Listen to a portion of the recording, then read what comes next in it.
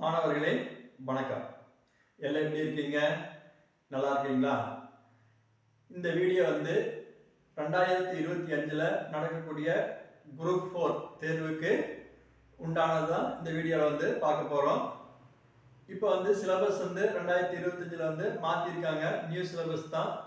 அந்த new syllabus பிரகாரம் என்ன அப்படின்னா சயின்ஸ்ல வெறும் 5 क्वेश्चन மட்டும் தான் கொடுத்திருக்காங்க. முன்னாடி எல்லாம் என்ன அப்படின்னா பிசிக்ஸ் தனியா 5 क्वेश्चन, கெமிஸ்ட்ரி தனியா 5 क्वेश्चन, பயாலஜி தனியா 5 क्वेश्चन, மொத்தம் 15 क्वेश्चन கேட்பாங்க. ஆனா இந்த தடவை நியூ சிலபஸ்ல என்ன கொடுத்திருக்காங்க அப்படின்னா வெறும் 5 क्वेश्चन தான் கொடுத்திருக்காங்க.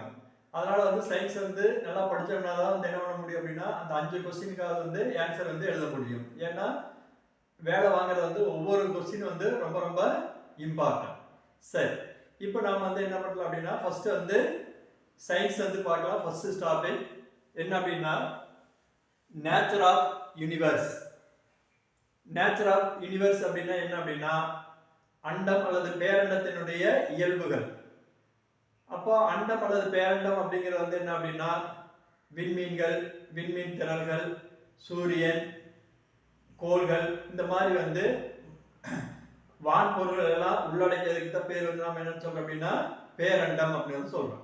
சரி, இதுல இருந்து கம்பல்சரியா என்ன பண்ணுவாங்க அப்படின்னா ஒரு क्वेश्चन கேட்கறதுக்கு நிறைய சான்சஸ் இருக்குது. இதுல நம்ம ஃபர்ஸ்ட் ஒரு 10 क्वेश्चन முத்தான ஒரு 10 क्वेश्चन மட்டும் பார்க்கலாம். இந்த வீடியோல பார்க்கலாம். வீடியோக்கு போறதுக்கு முன்னாடி நீங்க ஃபர்ஸ்ட் நம்ம சேனல்ல பாக்குறீங்க அப்படின்னா சப்ஸ்கிரைப் பண்ணிக்கங்க, பெல் பட்டனையே அமுத்திடுங்க. அப்பதான் நாம போடக்கூடிய வீடியோக்கள் உங்களுக்கு தெரிய வரும். சரி, இப்போ அந்த 10 கேள்வி என்ன அப்படிங்கறது பார்க்கலாம்.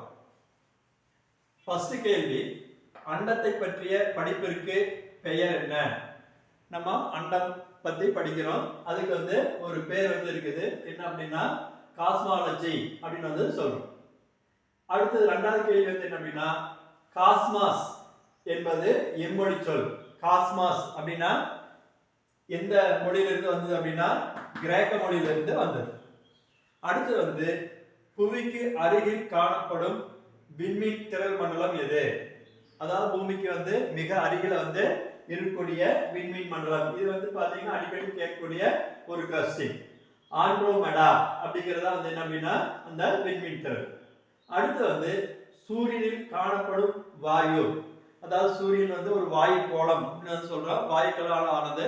சூரியன்ல அதிக அளவு வாயுக்கள் என்ன இருக்குது அப்படின்னா ஹைட்ரஜன். அடுத்து என்ன அப்படின்னா ஹீலியம். இதுதான் சூரியன்ல காணக்கூடிய வாயுக்கள். அடுத்தது ஐந்தாவது கேள்வி, சூரியனுடைய மேற்பரப்பு வெப்பநிலை எவ்வளவு? சூரியனுடைய மேற்பரப்பு வெப்பநிலை எவ்வளவு அப்படின்னா 6000 டிகிரி செல்சியஸ். 6000 degree Celsius. அடுத்தது ஆறாவது கேள்வி என்ன அப்படின்னா 800 கிலோமீட்டர் வேகத்தில் செல்லும் வான ஊர்தி சூரியனை சென்றடைய எத்தனை ஆண்டுகள் ஆகும்? நல்லா கவனிச்சுங்க.